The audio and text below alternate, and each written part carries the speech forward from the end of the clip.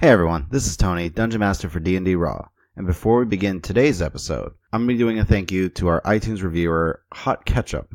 Thank you so much, Hot Ketchup. We really appreciate it. Actually, a lot of work does go into the production of this. I'm glad it comes out smooth and that you can kind of just get a feel for just the story and focus on that. I really don't like railroading or forcing the characters to do anything. I want the characters to be the characters.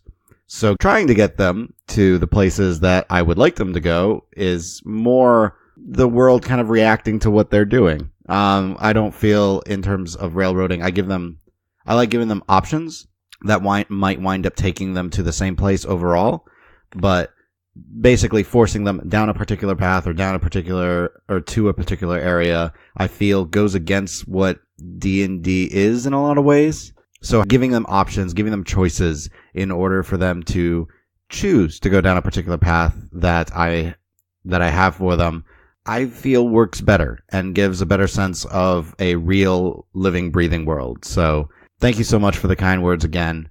And I'm really glad that you have been enjoying the podcast. The second announcement I have is for Ray from the Tales from the Dark Dragon's Inn. Ray has been incredibly helpful in the podcasting community. Ray has gotten a whole bunch of podcasters together, helping them out, helping each other out, and creating an amazing community. He is constantly looking for ways to cross-promote different podcasts and have us help each other out. And this community has been unbelievable, incredibly kind, and has really done so much for us. And we want to also be able to help Ray out, even in the smallest way we can. So, again, what we're going to be doing is sharing the promo as Tales from the Dark Dragon's Inn starts at Season 2. So without further ado, here is the promo for Tales from the Dark Dragon's Inn.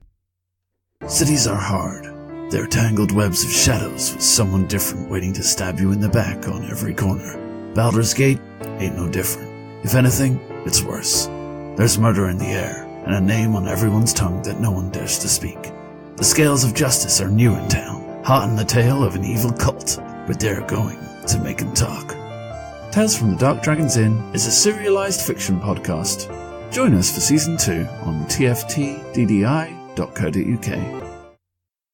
Now, the final thing I'm going to mention is this particular episode will explain things that have changed in the world of Austea in the 150 years since the party defeated the Whispered Ones in Orenthal. A lot's changed since then, but today, our narrator will be Bethany's sister, Rebecca. So without further ado, here's Rebecca with how Austea has changed. The world of Austea has changed since our players saved the royal family of the Vremer Empire from the machinations of the Whispered Ones in Orenthal. 150 years have passed since that time, and reconstruction continues in earnest. The High Elves of Solana focus their attention on studying the other planes of existence and try to obtain a better understanding of the kinds of creatures that could one day come to Austea, so that, good or bad, the people of the world might be better prepared for whatever comes forth. They work diligently with a new mages guild known as the Staff Federation, in the hopes of protecting the world of Austea from the threats that may come from the other planes. They travel the lands looking for any potential portals to other planes, while trying to educate others in the threats that the other planes may pose.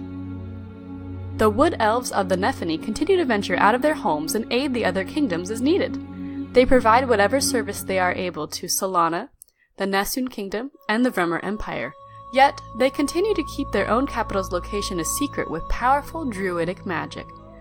While they have been a welcoming aid to the rest of the world, there has been a feeling of mistrust growing among the other kingdoms. The humans of the Vremer Empire work to re-establish the homes and cities of their empire after the destruction wrought from the Cataclysm.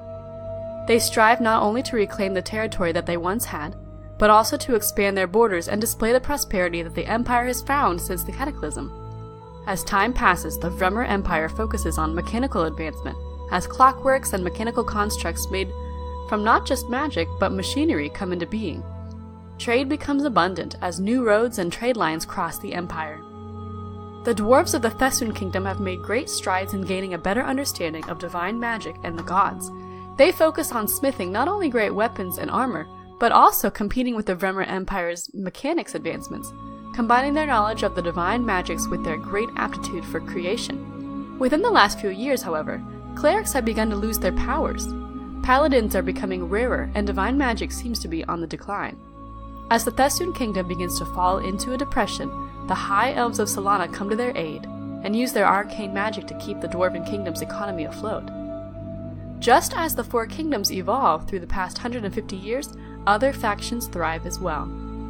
The Staff Federation protects the land from extraplanar threats and makes a name for itself as a defender of the people and protector of those who would corrupt magic for evil purposes. Though the group was established within the city Orenthal in the Vremer Empire, it is in Solana and a growing city known as Amaran that have been the largest supporters of this Mages Guild. Thovin Arborshade, hero of the Cataclysm, incidentally established the small port city of Amaran as he came to teach other wizards the secrets of the arcane. He established his school, Arborshade Academy, away from the other kingdoms to avoid ties to any one nation. Over time, people have come from all over to learn from the great Thovin Arborshade, and the town sprang up seemingly overnight around the school. Finally, the Shadow Wolves, a thieves' guild established in the ruins of Orenthal's poorest districts, has grown, expanding its reach across the separate kingdoms. Established by Vral Humblefire, the organization has grown from its simple beginnings into a massive organization that does business in every major city in the land, with black market dealings, thievery, and even assassinations on occasion. As far as the rumors go, the Shadow Wolves has become both feared and respected. For the past 150 years, wizards have explored arcane through what lies within the various planes of existence. Mechanical objects became ubiquitous as clockwork creatures and mechanical constructs abound, as well as rumors going around of new explosive projectile weapons. Meanwhile, divine magic continues to decline as fewer and fewer clerics and paladins seem to exist within the world. Healing spells have become rarer, and the deities that were once so close to those who worshipped them devoutly now seem distant or completely unreachable.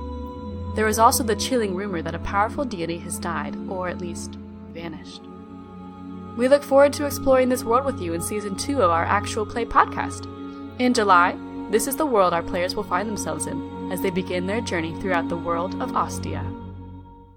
Thank you so much, Rebecca, for narrating this for us, and to all of our listeners out there. Don't forget, you can find our podcast on Podbean, iTunes, Google Play, Stitcher.